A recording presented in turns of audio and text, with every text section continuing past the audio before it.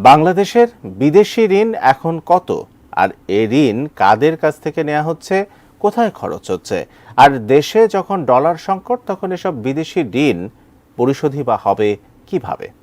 আলোচনায় এখন নানা প্রশ্ন। বেসরকারি উদ্যোক্তারা কি পারবে তাদের নেয়া বিদেশি ঋণ পরিশোধ করতে? এসব নানা প্রশ্নের উত্তর খুঁজেছেন গোলাম কাদের রবু। দেশের মানুষের প্রত্যেকের মাথার উপর এখন গড়ে ৬০,০০০ টাকারও বেশি বিদেশি ঋণের বোঝা। কারণ দেশের মোট বৈদেশিক ঋণ এখন ১০০ বিলিয়ন ডলারেরও বেশি। এসব ঋণের অর্থে হচ্ছে রূপপুর পারমাণবিক বিদ্যুৎ কেন্দ্র থেকে শুরু করে কর্ণফুলী টানেল, শাহজালাল আন্তর্জাতিক বিমানবন্দরের সম্প্রসারণ, মাতারবাড়ি বিদ্যুৎ কেন্দ্র, পদ্মা সেতুর রেল সংযোগ সহ নানা প্রকল্প। তবে এসব ঋণ পরিশোধ করতে হবে ডলারে। কিন্তু ব্যবহারযোগ্য রিজার্ভ যখন মাত্র ২০ বিলিয়ন ডলারের কিছু বেশি, তখন করণীয় কি? যখন বিদেশ থেকে ঋণ নেবেন তখন আপনার রাজস্ব আদায় একই রকমভাবে বাড়বে কিনা যেন আমি এটা ফেরত দিতে পারি, এবং একই সাথে আমার বৈদেশিক মুদ্রা আহরণের সক্ষমতা বাড়ছে কিনা, এটা আমার এই প্রকল্পের মাধ্যমে এটাকে কম কন্ট্রিবিউট করবে কিনা। যদি না করে, এটা যদি মিসম্যাচ হয়, তাহলে আমার ঝুঁকির মধ্যে পড়ার কিন্তু সম্ভাবনা আছে। সরকারের পাশাপাশি কম সুদ, সহজ প্রাপ্যতা আর বাড়তি সুবিধার কারণে ২০৯৫ কোটি ডলার বিদেশি ঋণ নিয়েছে দেশের বেসরকারি খাত। কিন্তু এসব পরিশোধে কতটা সক্ষমতা আছে এই খাতের? না পারলেই বা কি হবে?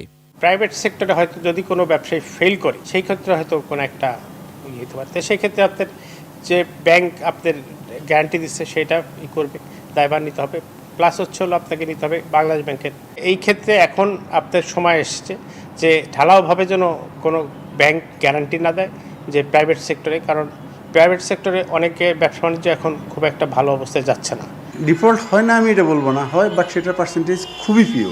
আমার ধারণা ম্যাক্সিমাম 5% ডিফল্ট হতে পারে, কারণ সেখানে এতগুলি কমপ্লায়েন্স মেনটেন করে, সেখানে শুধুমাত্র যারা সত্যিকার অর্থে লোন পাওয়ার উপযুক্ত তারা ছাড়া অন্য কাউকে লোন দেয় না। এক্ষেত্রে সতর্ক হওয়ার একটাই জায়গা আছে, আমাদের অভিভাবককে বাংলাদেশ ব্যাংক, আমাদের অভিভাবকরা এটা মনিটরিং করবে, এটা হচ্ছে বেস্ট ওয়ে।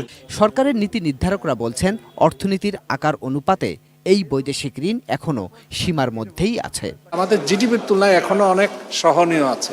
ভারত ৯০% নিয়েছে তাদের জিডিপির, শ্রীলঙ্কা তো ১০০%-এর উপরে। তো সেই অর্থে বাংলাদেশ অত্যন্ত একটা ভালো একটা অবস্থানে আছে। এখনো চাপ যেটা হয়েছে সেটা বহন করবার সামর্থ্য আছে। বাংলাদেশ বিশ্বব্যাংক, এডিবি, জাপান, চীন, রাশিয়া ও ভারত থেকে সবচেয়ে বেশি বিদেশি ঋণ নেয়।